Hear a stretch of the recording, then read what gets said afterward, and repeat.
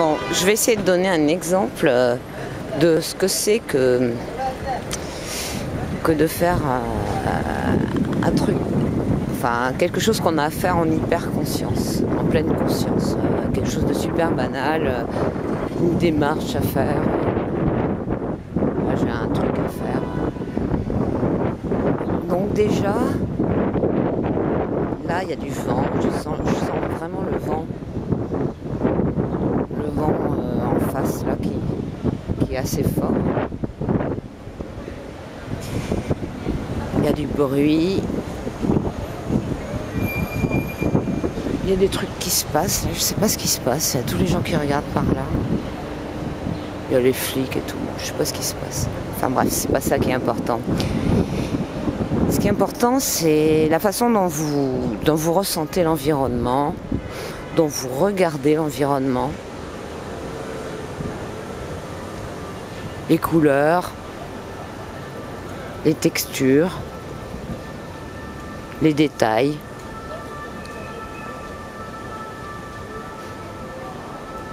Tous les détails.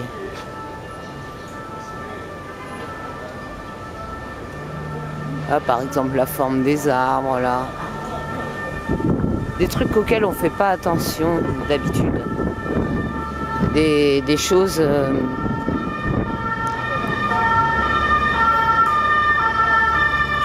quelquefois on passe 100 fois devant un endroit et on ne fait pas du tout attention. Et là il s'agit de faire attention, d'être présent dans son environnement et que l'environnement soit présent à nous.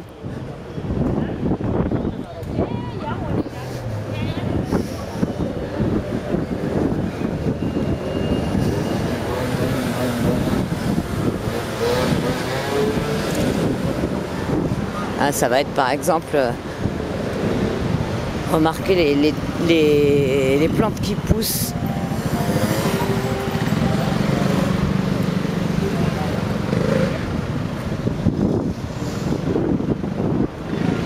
La façon dont les racines elles défoncent le trottoir là par exemple. Et les sons. Je sais pas si vous entendez. Il y a de la musique.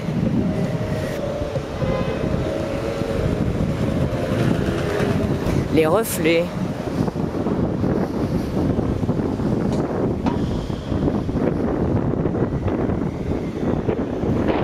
Les choses qui sont, comment dire, anachroniques.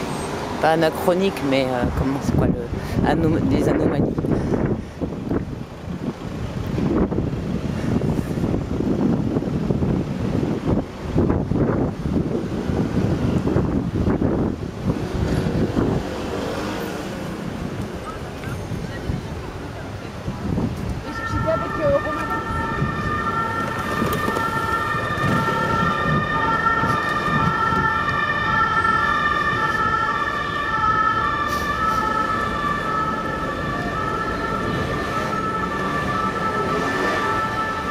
Là, c'est quoi ce truc blanc là par terre? C'est de la peinture, on dirait. Je sais pas ce qui s'est passé ici. Le truc, c'est de faire attention à tout, quoi.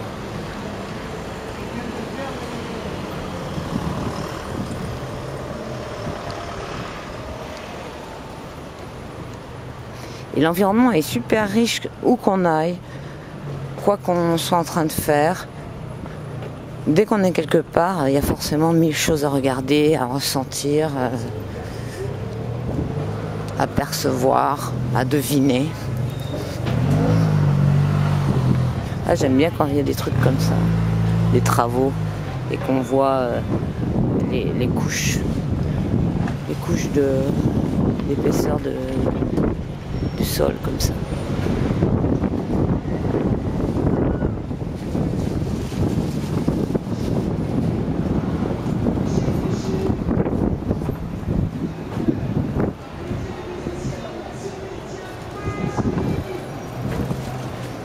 Alors, qu'est-ce qui se passe ici?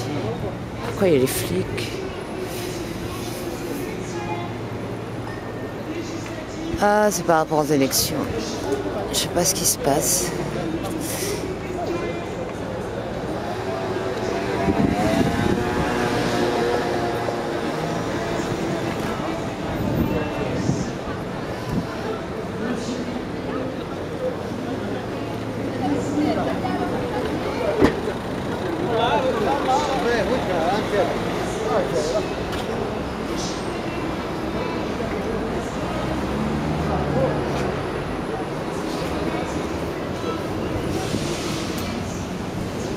Ah, dès que c'est l'été, ils font des travaux partout, quoi. Tout est éventré, en fait. Là, ils ont fait ça aujourd'hui.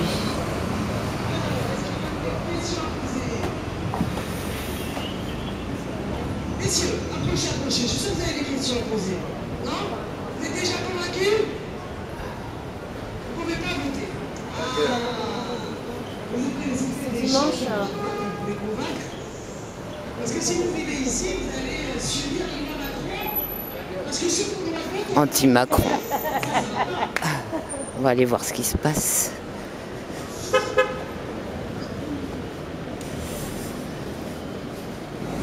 Alors, on commence tout de suite. Question-réponse, monsieur.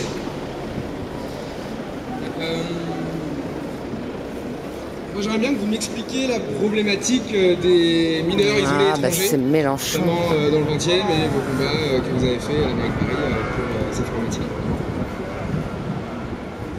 Alors oui, aujourd'hui il y a un vrai drame. C'est des mineurs isolés étrangers qui bien souvent fuient leur pays parce que soit c'est la guerre, soit c'est la misère. Il n'y a pas grand monde. Terrible avec leur famille.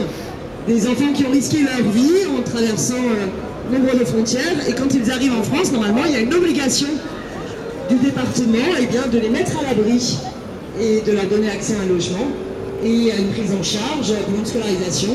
Et là, c'est bien la ville de Paris ne se donne pas les moyens de garantir un logement à tous les mineurs isolés étrangers. Et je n'ai eu de cesse que de relayer cette bataille-là au Conseil de Paris. Et je salue vraiment toute l'implication de nombreux citoyens, de militants pour les droits de l'homme qui se battent pour faire respecter cette obligation du département parce que les jeunes doivent être à l'abri, doivent pouvoir avoir un toit, pas dormir à la rue parce qu'ils se mettent en danger et pouvoir suivre leur scolarité. Et cette bataille-là, elle exige aussi qu'à l'Assemblée nationale, on en finisse enfin avec les tests osseux, qui sont des tests monstrueux, soi-disant pour Et bizarre ce chemtrail, si le jeune est majeur ou pas, alors qu'ils n'ont aucune fiabilité scientifique. Et bien souvent, le problème de tout cela, c'est qu'on remet en cause à chaque fois la parole des jeunes et leurs papiers qu'ils ont sur eux bien souvent. Donc il faut absolument inverser cela et se dire que la responsabilité de la France, c'est de garantir la mise à l'abri de l'ensemble des jeunes. Est-ce que vous avez une question sur un autre sujet? Une problématique qui vous tient à cœur ou bien un coup de gueule à poser sur une question? Tiens, je pourrais lui poser une question sur les chemtrails. Tiens, j'ai envie de...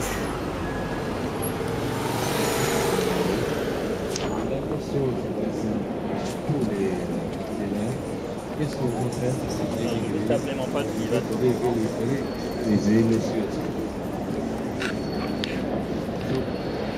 Alors, excellente question, monsieur. Je suis obligé de me mettre là, monsieur, parce que sinon le son ne marche pas. Oui. Merci. Il y a une vraie bataille à mener sur la régularisation des personnes en situation administrative irrégulière, ce qu'on appelle les travailleurs sans papier ou les familles d'enfants scolarisés sans papier. Alors on entend la petite musique, un peu d'extrême droite. Ouh là là, on ne peut pas accueillir toute la misère du monde. Et sauf que, avec ce discours-là, eh bien, on laisse les hommes et les femmes se faire surexploiter parce qu'ils n'ont pas les papiers. Un autre chemtrail là, c'est pas un chemtrail. Sur place, avec des patrouilles. C'est un nuage coupé. Ils sont bien contents de pouvoir surexploiter, sous-payer, sans contrat de travail, sans les déclarer, des personnes qui n'ont pas de papier. Je suis intimement convaincu, et nous sommes à la France Insoumise intimement convaincus, qu'il faut régulariser toutes les personnes en situation administrative irrégulière qui travaillent ou qui ont un promesse d'embauche. C'est ce qui permet au contraire aussi de lutter contre le travail non déclaré, la surexploitation des patrons. Et d'ailleurs, dans les entreprises où vous avez eu des batailles pour la régularisation des travailleurs sans papier, à l'étape d'après, ceux qui avaient déjà la nationalité française ou qui avaient déjà des titres de séjour et ceux qui venaient d'obtenir enfin leur titre de séjour, ensemble ils étaient plus forts dans l'entreprise pour batailler et améliorer leurs conditions de travail. Et on sait aussi que la régularisation des personnes en situation administrative irrégulière, c'est ce qui permet aussi de renflouer les caisses de la sécurité sociale. Donc il faut le faire. Après, il y a une autre partie de la politique qui est nécessaire, qui est de bien comprendre que une grande partie de l'immigration est une immigration subie par les gens eux-mêmes. Ils sont obligés de fuir leur pays parce que soit il est en guerre, soit parce que c'est la famine. Donc il faut s'attaquer à ces problèmes-là, parce que bien souvent, les gens ne quittent pas leur pays par joie et par bonheur et aimeraient pouvoir rester vivre chez eux. À ce moment-là, pour nous, c'est très clair, que ce soit le conflit sur le Proche et Moyen-Orient, eh bien, il faut une coalition internationale pour la paix. Ça n'est jamais en s'engageant dans le va-t-en-guerre qu'on obtient la paix. Et puis ici, surtout, il faut en finir avec les politiques de libre-échange qui pillent l'Afrique. Les accords de partenariat économique que l'Union européenne veut imposer à l'Afrique, c'est une catastrophe. Parce que finalement, généralement, ces politiques-là, elles visent à dire quoi? Elles visent à dire, le FMI impose aux États africains d'accepter des soi-disant aides, prêts de la part du FMI ou de la BCE, moyennant quoi des réformes structurelles à l'intérieur de leur pays et l'implantation de gros entreprises type les Bolloré, type les Vinci, qui viennent piller les ressources et qui viennent démanteler le peu de structures étatiques qu'il y a dans ces pays. Et on voit bien par exemple les surplus de l'agriculture de l'Union européenne, et tous les congés qui sont envoyés en Afrique, eh bien c'est ce qui bousille l'autonomie alimentaire et l'agriculture paysanne vivrière africaine. Donc il faut absolument en finir et repenser totalement par des politiques de coopération qui contribuent au co-développement. Voilà en tous les cas notre feuille de route au niveau de la France insoumise. Nous pensons que sur notre sol, sur notre République, même sol, même droit, égalité des droits pour toutes et tous ici, devoir d'accueil, devoir de respect de l'asile, et là-bas, faire en sorte de rompre avec les politiques de libre-échange qui pillent et contribuer au contraire à des vraies politiques de co-développement. Voilà. Ça vous va comme réponse? Merci. Est-ce que vous avez une autre question? Ouais, moi j'ai une question. Oui, alors venez, ici en fait c'est mieux le micro, il faut qu'il soit derrière là-bas. Voilà. Moi j'aimerais savoir s'il va y avoir, quelle est la prise de position de France Insoumise par rapport au problème de géo-ingénierie, de pulvérisation de chemtrails, etc. Comme on peut voir, bon là il y en a pas trop, mais toute la journée, dès qu'il fait beau, les avions ils passent, ils pulvérisent des saloperies qui après deviennent des nuages qui s'étalent et qui couvrent le ciel. C'est pas les pesticides, c'est les surplus de gaz. On en voit aujourd'hui. Vous voyez là par exemple, là ce trait là qui a une traînée d'avion qui après s'étale et provoque des nuages qui couvrent le ciel. Et en ce moment c'est un problème qui est pas mal soulevé par pas mal de gens individuellement, mais qui est totalement ignoré des élites. Voilà, on n'est pas du tout à fond. Eh bien moi, je vous reconnais mon incompétence sur le sujet. Des fois, il faut assumer et se dire qu'on est candidate, mais on ne sait pas tout sur tout.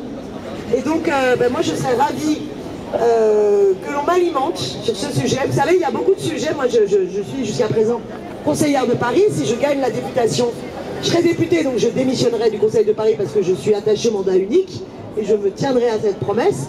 Mais moi, je sais bien qu'au Conseil de Paris, toutes les positions que j'ai prises, ce n'est pas des sujets que je maîtrisais en arrivant. Il y en avait certains que je maîtrisais, qui me tenaient à cœur, et il y en a d'autres, je les ai appris parce que justement, ma conception du rôle d'élu, c'est d'être à l'écoute des experts. Et les experts, c'est pas les scientifiques, les spécialistes, les technocrates dans une petite bulle. De pouvoir, bien souvent, ça peut être des scientifiques, ça peut être des spécialistes, mais c'est aussi les collectifs citoyens, les syndicats, les collectifs de vigilance citoyenne qui m'alimentent et m'informent sur le fond. Par exemple, il y a une problématique, moi, que je ne connaissais pas auparavant et qui maintenant me tient au cœur, c'est la question des compteurs dits intelligents, les compteurs Linky. Voilà, oui. Vous savez que l'ancien EDF, Enedis, eh bien, on va vous imposer des nouveaux compteurs chez vous, soi-disant intelligents, pour réduire vos consommations d'énergie. Et ces compteurs sont connectés à tous les appareils chez vous et peuvent donc savoir exactement ce que vous utilisez comme appareil, à quelle heure du jour et de la nuit. Bon,